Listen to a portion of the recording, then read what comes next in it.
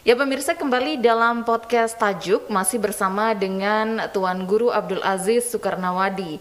Beliau adalah salah seorang masyaikh di MDQ-HNW DI ya, yang juga aktif di mana-mana sebenarnya dan mungkin akrab di layar kaca Selaparang TV juga dalam program Umat Bertanya Ulama Menjawab. Beliau adalah yang selalu menjawab pertanyaan pemirsa dan hari ini kita hadirkan di meja podcast Tajuk untuk menjawab pertanyaan kita tentang kurban. Dan ini menarik Pak Tuan Guru, ketika spirit Nabi Ibrahim alaihissalam dengan Nabi Ismail alaihissalam yang mengecampingkan ego kemudian untuk mentaati perintah Allah, walaupun kemudian Allah memberikan bonus dengan mengganti Nabi Ismail alaihissalam dengan hewan kurban begitu.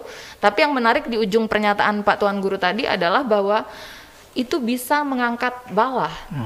Mengangkat bala. Apa yang bisa kita petik dari kisah ini dengan kondisi saat ini? Kita semua kalau bahasa orang tua kita dulu mungkin butuh tulah bala ya.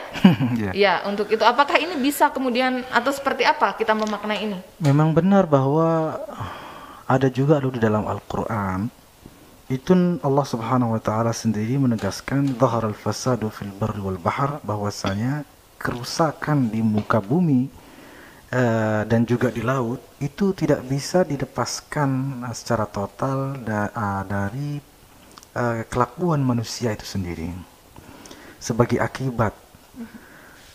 Karena itu ada satu surat yang mungkin paling pendek di dalam Al-Quran, tapi maknanya dalam luar biasa. Dan satu surat ini memang spesifik tentang ibadah kurban, yaitu surat Al-Kautsar. Allah mengatakan, a'udzubillahi minasyaitonir rajim, bismillahirrahmanirrahim. Inna a'tainakal kautsar. Sesungguhnya kami Allah maksudnya telah menganugerahkan kepadamu karunia yang banyak. Al-Kautsar itu nikmat yang banyak sekali kata ulama. Memang ada juga yang mengatakan telaga Kautsar, tapi banyak juga yang menafsirkannya itu nikmat yang banyak sekali. Nah, pandemi ini tidak lepas juga berdasarkan ayat yang sebelumnya, mungkin umat manusia bersyukur kepada Allahnya kurang. Kufur nikmatnya mungkin lebih banyak. Atau banyak manusia yang kufur nikmat. Akhirnya turunlah pandemi ini dan bencana-bencana lainnya. Karena itu Allah mengingatkan, kami sudah memberikanmu banyak nikmat loh. Yang kami minta cuma lanjutannya, fasalli li rabbika wanhar. Salatlah karena Tuhanmu dan sembelihlah. Ada dua dimensi di sini. Pertama, salatlah sebagai pesan, memang secara umum diartikan salatlah Idul Adha lalu berkorbanlah. Tetapi jika secara prinsipil ya, jika ayat ini ditafsirkan lebih luas lagi, maka fashalli li rabbika maksudnya beribadahlah kepada Allah sebagai sebuah pesan untuk menguatkan kesalehan individual. Yang tadi Mbak sebut dengan hablum minallah.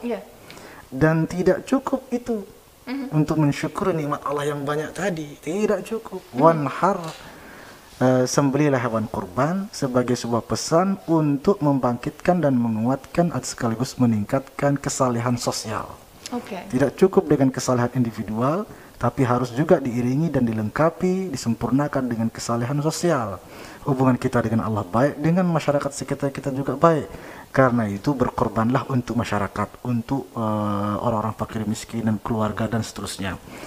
Nah, ada sebuah penafsiran, ada kitab tafsir ya, saya pernah baca tafsir Al-Bahrul Madid namanya, karangan Imam Ibnu Ajibah, ulama tafsir dari Maroko. Beliau juga ulama tasawuf. Ketika beliau menafsirkan wanhar, sembelihlah, beliau di situ menafsirkan wanhar nafsaka wa hawak, sembelihlah hawa nafsumu. Nah, korbankanlah hawa nafsumu untuk kebaikan-kebaikan. Ada juga ulama yang mengatakan bahwa sesungguhnya menyembelih hewan kurbannya adalah simbol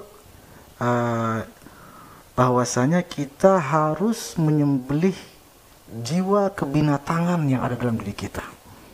Nafsu-nafsu hewani yang ada dalam diri kita itu harus kita sembelih sesungguhnya. Sedalam itu justru maknanya. Betul. Makanya ini sangat berkaitan dengan ayat yang tadi ditampilkan.